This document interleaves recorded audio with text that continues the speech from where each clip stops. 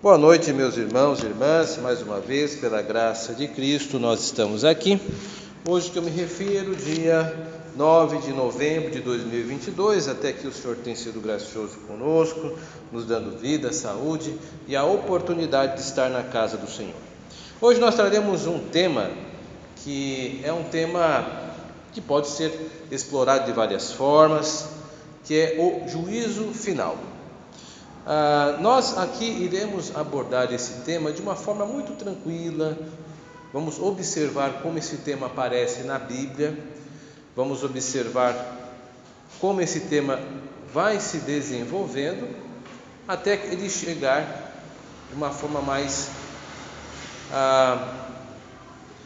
detalhada no Novo Testamento. É bom que lembremos sempre que a Bíblia é constituída de 66 livros, 39 do Antigo Testamento e 27 do Novo Testamento. Então esses livros são organizados de uma maneira que nós possamos entender como é que há o progresso da revelação. Nós vamos estudando a revelação como ela se dá nestes livros, né? Este tipo de estudo é uma abordagem dentro da revelação progressiva, né, da Bíblia. A Bíblia é uma revelação, por isso eu estou dizendo isso. Enfim, hoje nós iremos estudar sobre o juízo final. Para tanto, vamos começar pelo conceito de justiça. Porque antes de tratarmos sobre o último julgamento, também conhecido como juízo final, eu creio que nos será útil observarmos o conceito de justiça na Bíblia. Bom, a ideia de justiça como um acerto justo, isto é, um contrato adequado entre duas partes, ocorre logo na Bíblia. Há duas partes no início, Deus de um lado e do outro lado o homem. Quando Deus criou o homem, logo entra em um contrato justo com ele. O homem deveria não comer da árvore do conhecimento do bem e do mal e, enquanto isso fizesse, continuaria em comunhão com Deus, tendo acesso à árvore da vida. A ideia de justiça carregava, desde o princípio, obrigações, limitações e autocontrole por parte da humanidade. Por isso, logo quando nós abrimos a Bíblia, o que eu estou dizendo é que nós temos uma ideia de justiça. O que eu estou chamando aqui de contrato entre duas partes é a ideia de pacto, que nós presbiterianos e presbiterianas conhecemos também. Assim que o pacto é quebrado, Deus assume o papel de juiz e sentencia o homem à morte. No caso de Adão, a morte, é bom lembrar, está associada à perfeita comunhão com Deus quebrada devido ao pecado. Se nós não tivermos clareza nisso, nós iremos estranhar a narração do livro de Gênesis, porque Deus disse a Adão: no dia que você comer do fruto do conhecimento da árvore do bem e do mal, você morrerá. Entretanto, nós vemos tanto Eva quanto Adão comendo o fruto do conhecimento da árvore do bem e do mal, e eles estão conversando depois, estão dialogando. Aí alguém pode pensar, eles não morreram, mas aí nós precisamos estar já seguros de que o conceito, a ideia de morte e vida para Deus não é a morte que nós entendemos como biológica. Morte para Deus é afastar-se da comunhão com Ele. Então todas as pessoas que estão afastadas da comunhão com Deus estão, para Deus, mortas. Pode estar falando, pode estar torcendo para o time do coração, pode estar pagando seus boletos bancários, pode estar andando de ônibus, não interessa. Se a pessoa não tem comunhão com Deus, o Senhor, da parte dele, considera esta pessoa morta. Explicação dada. Então precisamos retomar aqui a ideia de justiça. Então a ideia de justiça aqui, ela surge logo no início do livro de Gênesis, num acordo entre duas partes, onde, quando é quebrada, Deus então se anuncia como um juiz que sentencia a humanidade toda à morte. Aqueles que pecaram devem morrer, e é isso que de fato acontece. Adão e toda a sua geração, descendência e representantes, entram num estado de morte espiritual, estão rebeldes contra Deus, estão alienados de Deus. tornam-se distantes do Senhor, estão mortos espiritualmente. Por isso, logo de cara, no livro de Gênesis, nós encontramos então a figura de Deus como juiz. Mas não apenas nesse evento, há também o dilúvio universal. Esse dilúvio universal é um episódio que apresenta Deus como juiz, sentenciando novamente a humanidade à morte. A humanidade apresentou um comportamento violento e corrupto, isso está descrito no capítulo 6 de Gênesis, e por isso precisava ser sentenciada. Apenas Noé e sua família escaparam da destruição. Então perceba que esse segundo episódio, ele carrega consigo algumas semelhanças com o episódio que ocorreu com Adão e Eva. Ambos existem duas partes, Deus e a humanidade. No primeiro episódio é Deus e Adão e Eva. No segundo episódio é Deus e a humanidade, onde apenas Noé e sua família escapam. E nesses dois episódios, Deus se apresenta como um juiz que sentencia a humanidade a uma morte. Outro episódio, desta vez mais localizado, apresenta também Deus como um juiz que sentencia as pessoas à morte, à destruição das cidades de Sodoma e Gomorra.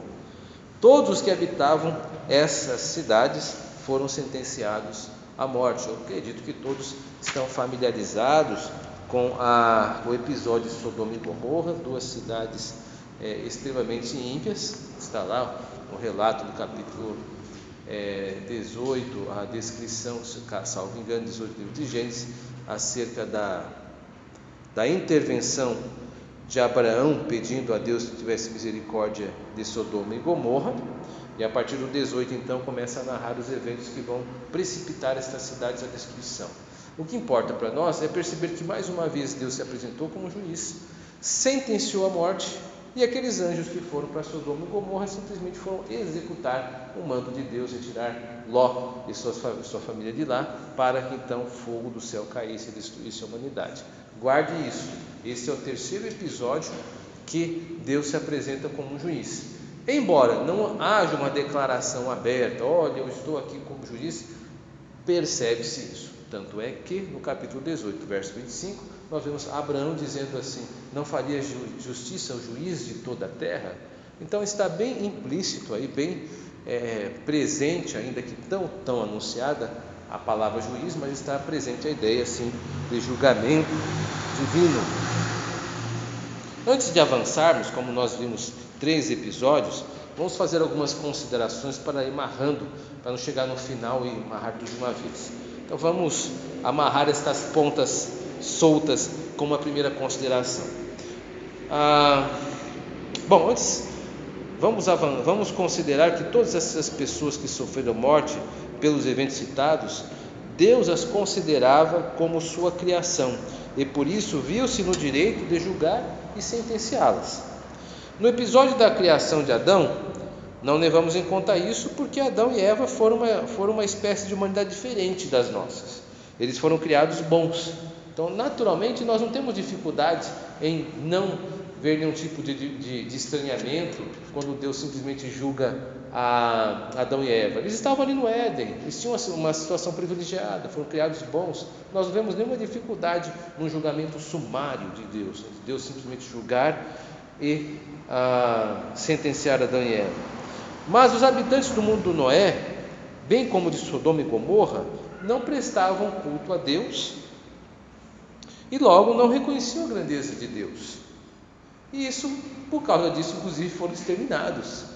Qual que é a diferença desses 3 episódios? O que eu quero acentuar aqui que o episódio de Sodoma e Gomorra, juntamente com dos contemporâneos de Noé, é que estas pessoas não prestavam culto a Deus e não reconheciam Deus como seu legítimo Senhor. Mas Deus a si mesmo destruiu, não apesar disso, mas até mesmo por isso. Eu quero chegar nesse ponto. Deus não precisa do nosso assentimento, de sua jurisdição, para sentenciar um homem. O que eu quero dizer? O homem não precisa reconhecer Deus como juiz para que Deus o sentencie. Deus naturalmente é juiz de todas as pessoas. naturalmente, por ser o Criador, e Ele levará a bom termo o seu julgamento sobre todas as pessoas. Ora, significa que pouco importa se as pessoas não creem em Deus. Isso para Deus é irrelevante. Deus assim mesmo possui todo o direito sobre os incrédulos e trata-os como bem decidir.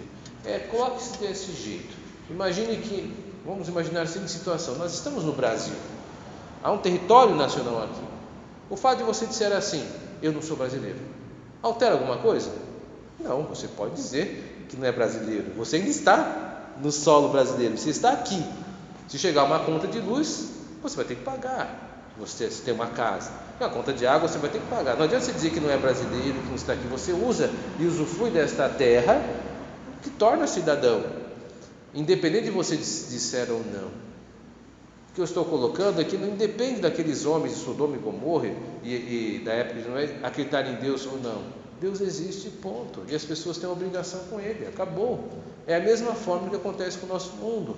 Então não importa se uma pessoa lá do 15º andar do edifício da Avenida Paulista não acredita em Deus. Esta pessoa do 15º andar vai ser julgada por Deus assim mesmo. A revelia da sua vontade. Porque não é a sua vontade que importa, é a vontade de Deus. O que as Escrituras estão dizendo é que Deus é o Rei soberano de toda a humanidade. Quer a humanidade reconheça, quer não. Se reconhecer, melhor, porque é o que deve ser feito. Se não reconhecer, pagará pela sua desobediência. Vamos agora, depois que vimos a jurisdição de Deus, estou usando um conceito do judiciário, mas a ideia é que Deus tem o livre direito sobre todas as pessoas desse mundo. Vamos ver agora o papel de Deus como juiz e veremos que ele está bem consolidado no Antigo Testamento. Nota-se que desde o Antigo Testamento, nos textos narrativos, poéticos, leis e profetas, o conceito de Deus como juiz está bem estabelecido. O que eu quero dizer com isso?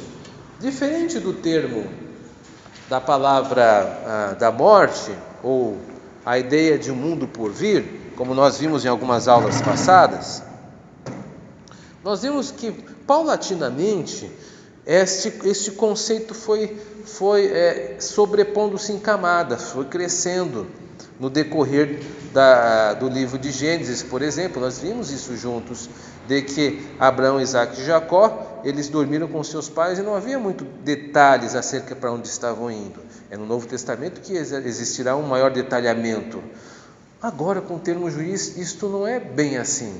Já está muito claro dentro do livro de Gênesis a figura de Deus como juiz, muito estabelecida. Por exemplo, em Gênesis 18, 25, quando Abraão está intercedendo por Ló, que está em Sodoma e Gomorra, ele conclui a seguinte sentença: não fará justiça o juiz de toda a terra? Ou seja, aqui é uma das primeiras vezes na Bíblia que aparece a palavra juiz associada a Deus. De uma forma muito natural, Abraão entendeu que Deus tem um domínio sobre toda a terra. Ele deveria fazer justiça, ou seja, não deveria destruir os justos com os ímpios, que era esse o temor de Abraão, de ver o seu sobrinho morto no julgamento de Sodoma e Gomorra. Os livros poéticos também apresentam Deus, e aí existem muitos textos apresentando Deus como juiz. Eu só vou citar Salmo 7, verso 8, onde diz assim: o Senhor julga os povos. Também nos livros proféticos existem vários textos que estabelecem Deus como juiz. Para não cansá-los, vou citar apenas Isaías capítulo 2, verso 4, que diz assim: ele julgará entre os povos e corrigirá muitas nações. No livro de um profeta menor, já que eu citei um maior, em Joel, diz assim no capítulo 3, verso 12: levantem-se as nações e sigam para o vale de Josafá, porque ali me assentarei para julgar todas as nações em redor.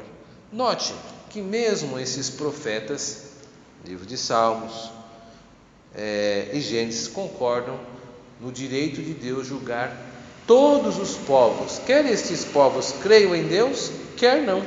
Então, desde o Antigo Testamento, Deus foi colocado como grande juiz de todas as nações, de uma forma muito natural, por ser o Criador. Está bem consolidado aqui. Agora que nós vimos o conceito de justiça nos episódios da criação, do dilúvio de Sodoma e Gomorra, e agora que nós vimos que a ideia de Deus como juiz está muito bem consolidada nos livros históricos, poéticos, profeta maior, profeta menor, nós vamos para uma terceira sessão que trata sobre como é que a figura de Jesus Cristo passa a ter essa proeminência no julgamento. Então, o Novo Testamento, ele traz uma certa novidade aí, porque vai delimitar mais o tema. Nós precisamos entender aquilo que eu disse no início sobre o conceito de revelação progressiva, ou seja, que a partir dos livros da Bíblia vai se construindo uma ideia.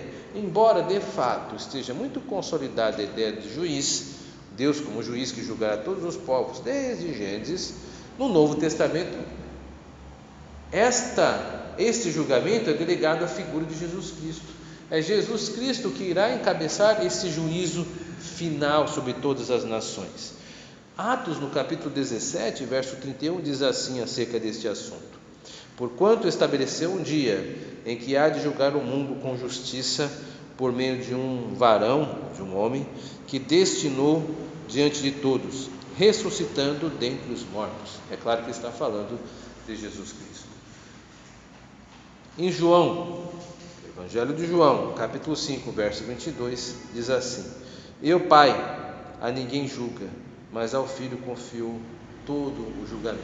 Então, é no Novo Testamento que Jesus Cristo ele aparece como aquele que irá executar o juízo final do mundo. Não só nesses textos, mas há também vários textos, por exemplo, das parábolas citadas por Jesus Cristo nos Evangelhos, que ele aparece separando os cabritos, das ovelhas, por exemplo, lá em Mateus, salvo engano, no seu capítulo 24. O que eu quero demonstrar aqui, meus irmãos e irmãs, é que o Novo Testamento traz esta construção um pouco mais detalhada. Será certo que Deus era o juiz de todas as nações no Antigo Testamento. É estabelecido que no Novo Testamento, esse Deus homem irá julgar todo o universo. Esse Deus homem é Jesus Cristo, ele que se assentará no trono para julgar todas as pessoas que já pisaram sobre essa terra.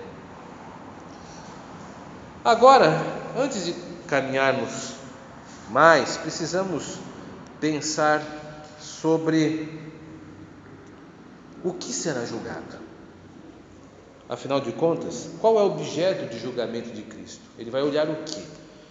Então a Bíblia, ela apresenta que será seremos julgados na nossa integralidade, nosso ser. E para demonstrar isso, ela estabelece aí 3 divisões. Nós seremos julgados pelas nossas palavras, por exemplo, por qualquer palavra. Lá em Mateus, no capítulo 12, verso 36, na tradução da NVI, diz assim: mas eu lhes digo que, no dia do juízo, os homens deverão de dar conta de toda a palavra inútil que tiverem falado.